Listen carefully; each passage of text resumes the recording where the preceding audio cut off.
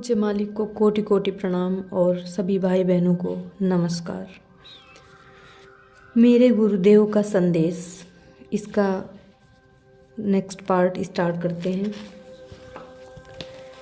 ईश्वर प्रेम विकसित करने के विभिन्न तरीके हैं, जिनके लिए विभिन्न भावों का आश्रय लिया जाता है। उदाहरण के लिए पितृभाव, मातृभाव, सखा भाव या स्वामी भाव है।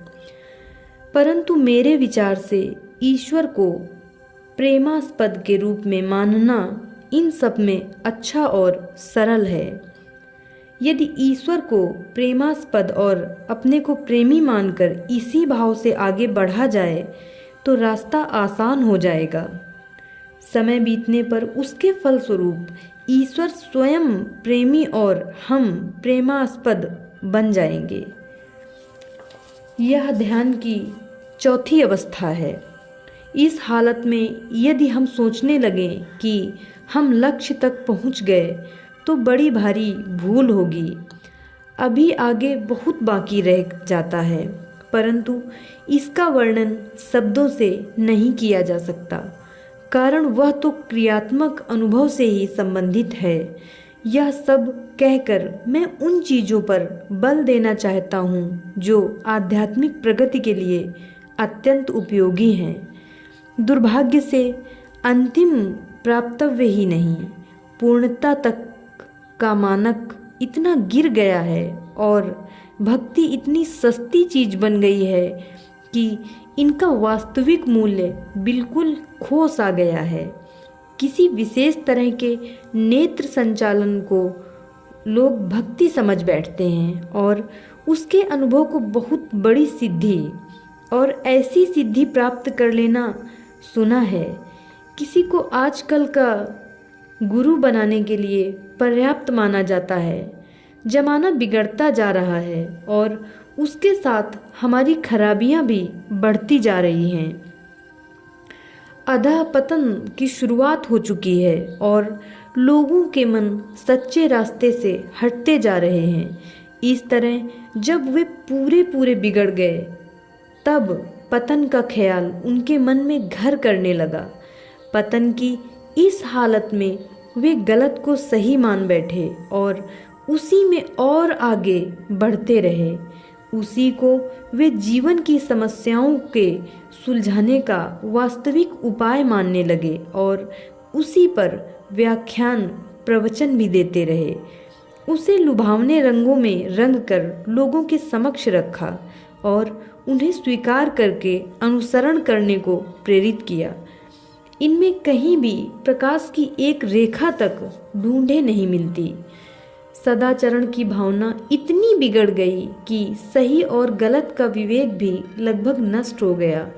पूर्वाग्रह और पक्षपात की भावना इतनी बढ़ गई कि उसी को लेकर अनगिनत झगड़े, फसाद और दंगे मारपीट तक धर्म का काम गिने जाने लगे, जिसके उदाहरण सर्वत्र प्रचुरता में हैं। कुछ लोग ईश्वर के साकार रूप का प्रचार करते हैं, कुछ निराकार का, कुछ सगुण का, दूसरे निर्गुण का।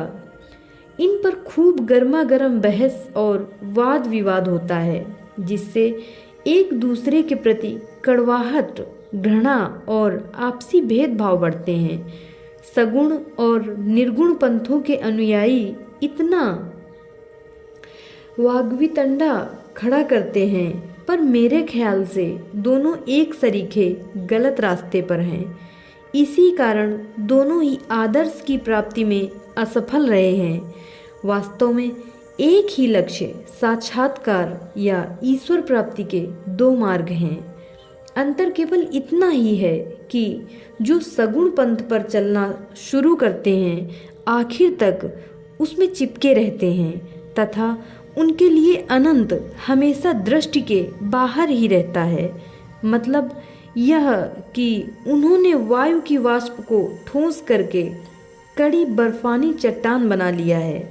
यह बर्फानी चट्टान यदि सागर में उतर जाए तो जहाज़ों के इससे टकराकर डूब जाने की संभावना रहती है। निर्गुण वालों का भी यही हाल होगा अगर वे उसी को पर्याप्त मानकर अंत तक उसी से चिपके रहें। अंतर इतना ही है कि उनकी चट्टान कुछ आगे जाकर मिलेगी। सच तो यह है कि ईश्वर न सगुण है न निर्गुण, वह तो दोनों से बिल्कुल अलग है। वह तो जो है सो है। इस पहेली को सुलझाने के लिए फिर क्या किया जाए? केवल मात्र रास्ता यही है कि हम परम तत्व पर अपनी दृष्टि जमाए रखें, चाहे वह सगुण हो या निर्गुण या दोनों ही न हो, और उसके प्रति अपना प्रेम बढ़ाएं। अब केवल साक्षात्कार की समस्या रह जाती है। साधारणतया लोग इसका अर्थ समझते हैं विष्णु के शारीरिक आकार का दर्शन, जिनके 4 हाथों में शंख, चक्र, गदा, पद्म हो। मेरे विचार से इस प्रकार का दर्शन पुजारी की अपनी ठोस मानसिक अवस्था का ही प्रतिफल है। उसने ध्यान के लिए यही सामने रखा, जिससे उसका सूक्ष्म अहम वही रूप लेकर सामने आ खड़ा होता है। राजयोग साधना में जो मानसिक स्थिति विकसित होती है वह इससे बिल्कुल भिन्न होती है। उस स्थिति में उसे सर्वत्र सब चीज़ों में एक ईश्वरीय शक्ति की उपस्थिति का अनुभव होता है, और इससे वह एक आनंद तरीके की हालत को प्राप्त हो जाता है। वास्तव में वास्तविक दर्शन इसे कहते हैं। लोग उसमें झांक कर देखें और स्वयं इसका अनुभव अपने आप करें। पर ऐसे दर्शन की स्थिति प्राप्त करना भी पूर्णता नहीं माना जा सकता। यह तो ईश्वर की ओर केवल पहला पग है। हमें अभी और कितना आगे जाना है या कितनी और मंजिलों में से गुजरना है, उनका कोई निश्चित अंदाज नहीं लगाया जा सकता। जब हमारा अंतिम लक्ष्य भूमा या परम तत्व में लीन हो जाना है, तब दर्शन की स्थिति किसी प्रकार भी अंतिम नहीं मानी जा सकती। एक तरह से हम इसे एक प्रकार का मनोरंजन सा मान सकते हैं, जिसमें पाई हुई स्थिति का हम आनंद उठाते रहते हैं।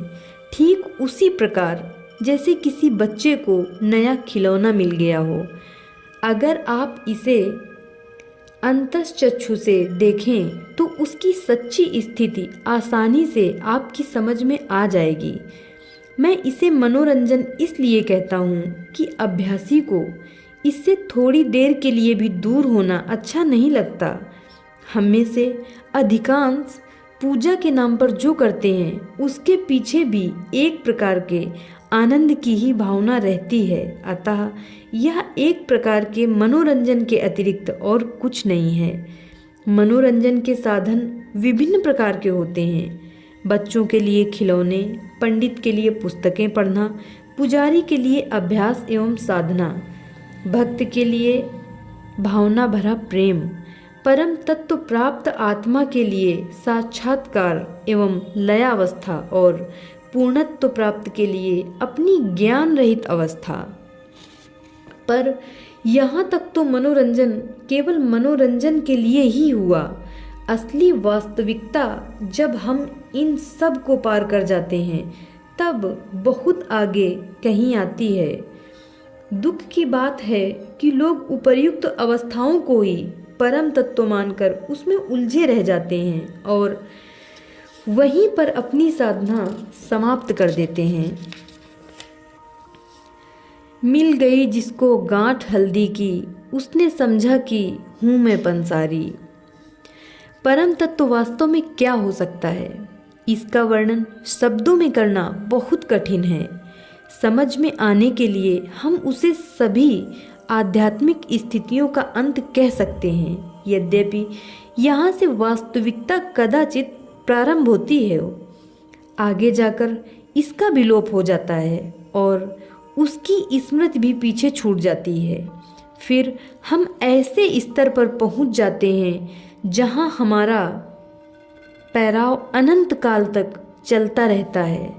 जो भी उस अनंत स्थिति का स्वाद चखने को उत्सुक हो, उसे मैं कह सकता हूँ कि उस क्षेत्र में प्रवेश करने से पहले समस्त भावनात्मक प्रभावों को दूर हटाकर इसमें आए। ऊपर जो कुछ मैंने कहा वह सब केवल अपने प्रयत्नों से प्राप्त करना बहुत ही कठिन है।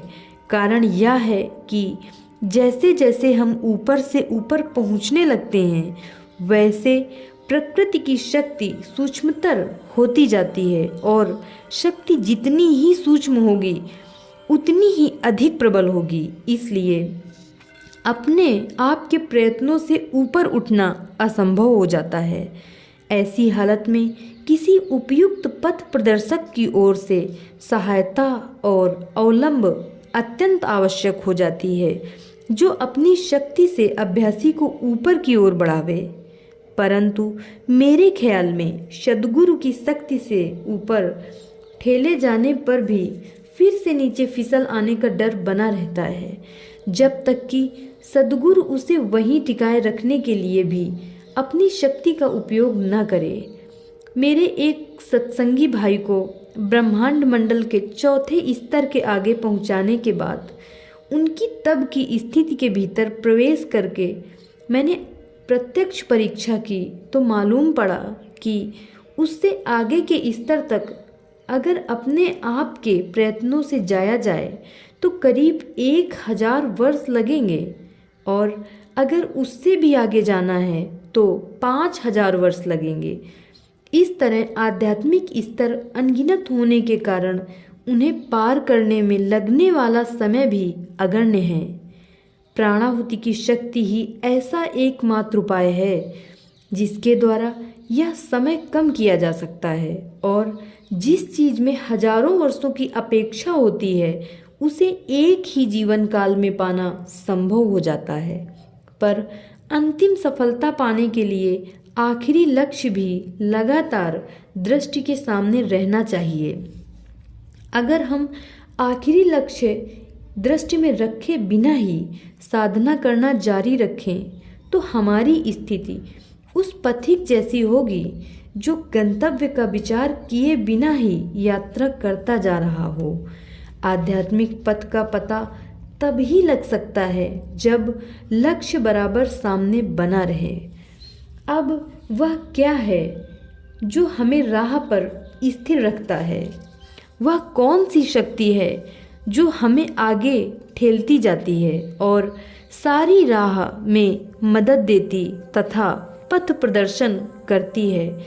यह एकमात्र हमारा मन है जिसे हम अक्सर दुष्ट और नीच समझते हैं। वास्तव में हम ही ने इसे अति क्रियाशील, चंचल, अनिश्चयपूर्ण और ढुलमुल बनाकर इसकी आदतें बिगाड़ी हैं। अन्यथा यही हमारे भीतर विद्यमान सबसे उत्तम, एकमात्र, सर्वोपयोगी उपकरण है जिसके द्वारा हम समस्त ईश्वरीय आज्ञाएं तथा उच्च तलों के सूक्ष्म अनुभव हम तक पहुँचते हैं। अपनी बिगड़ी हुई हालत में अवश्य यही हमें भ्रम उत्पन्न कर देता है, जिसे भूल से लोग ऊंची प्रगति की विभिन्न स्थितियां समझ बैठते हैं। मैंने ऐसे दयनीय लोगों को भी देखा है। संयोग से अगर कोई प्रेत विद्या में रुचि रखने वाला हुआ तो बुराई अत्यधिक बढ़ जाती है, क्योंकि वह इन्हें महात्माओं या देवताओं के संपर्क मान बैठता है और दैवी आज्ञाएं प्राप्त करने का दम बढ़ने लगता है। परंतु अगर मन अपनी विशुद्ध अवस्था में ले जाया जाए तो वह कभी किसी को इस प्रकार पथभ्रांत नहीं करता। मानव मन की उत्पत्ति के विषय में मेरी अपनी खोज इस प्रकार है। जब सृष्टि का समय आया तब केंद्र के नीचे के प्रदेश में एक क्षोभ उत्पन्न हुआ जो सृष्टि का आधार बना। उस समय यह अपने परम तत्व की अवस्था में था, क्योंकि ईश्वर के बाद दूसरी वस्तु यही थी। वही वस्तु मनुष्य में मन बनकर आई, जिससे आगे केवल ईश्वर ही है। इसे एफिशिएंसी ऑफ राजयोगा में मैंने केंद्र कहा है। अब जरा कल्पना लगाइए कि आज की स्थिति में मन कितना बिगड़ा और दूषित हो गया है।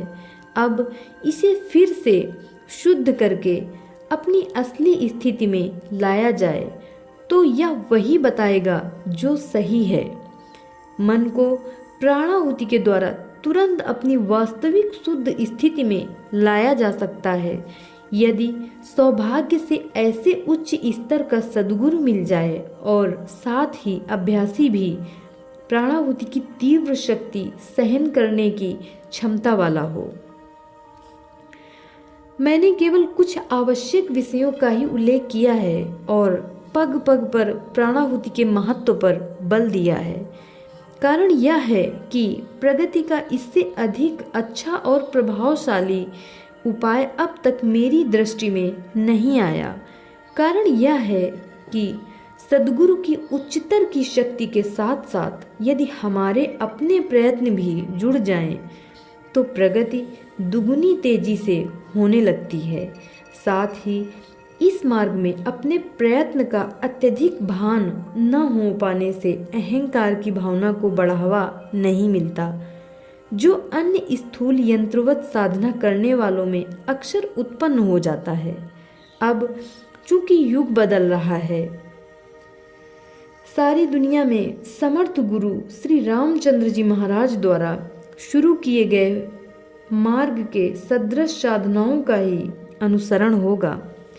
ब्रह्म विद्या एक विज्ञान है, प्रकृति की शक्ति में जो असल भंडार से ग्रंथियों के रूप में बहती है, उसमें सृजन और संहार दोनों की क्षमता विद्यमान रहती है। भारत के ऋषियों ने हमेशा मानवता के सुधार के लिए सृजनात्मक शक्ति का उपयोग किया। संहारक शक्ति भी जो प्रचुर मात्रा में विद्यमान है, इतनी तीव्र है कि उसके सामने अणुबम भी किसी गिनती में नहीं है। अब वर्तमान संसार की जगह एक नई दुनिया का निर्माण करने के लिए इस शक्ति का भी उपयोग किया जा रहा है। आध्यात्मिक पुनर्जागरण का प्रारंभ हो चुका है और कितना भी समय क्यों न लगे, भारत एक बार फिर इस क्षेत्र में विश्व का नेतृत्व करेगा। संसार को शीघ्र ही इस बात का अनुभव होगा कि पृथ्वी तल पर कोई भी राष्ट्र आध्यात्म को आधारशिला बनाए बिना दुनिया में बच नहीं सकेगा। कूटनीति और छल कपट के दिन अब शीघ्र ही शेष होंगे और चालू शताब्दी के अंत तक विश्व में आश्चर्यजनक परिवर्तनों का अस्तित्व में आना अवश्यंभावी है। जो भी होने वाला है, उसका सहर्ष स्वागत करने के लिए हर व्यक्ति को तैयार रहना होगा और आध्यात्म मार्ग पर आरूढ़ होना होगा। कारण केवल मात्र इसी से उसका कल्याण सुनिश्चित हो पाएगा। हालांकि मैं हमेशा लोगों के अनजाने भी उनकी कुछ सीमा तक सेवा करता रहा हूँ, फिर भी इस बारे में वे सेवा करने का पूरा अवसर उन्होंने मुझे नहीं दिया। मैंने ऊपर जो कुछ भी कहा वह समस्त विश्व के लिए मेरे पूज्य गुरुदेव का संदेश है। हजारों साल नरगिस अपनी बेनूरी पे रोती है, हजारों साल नरगिस अपनी बेनूरी पे रोती है, बड़ी मुश्किल से होता है चमन में दीदावर पैदा। धन्यवाद।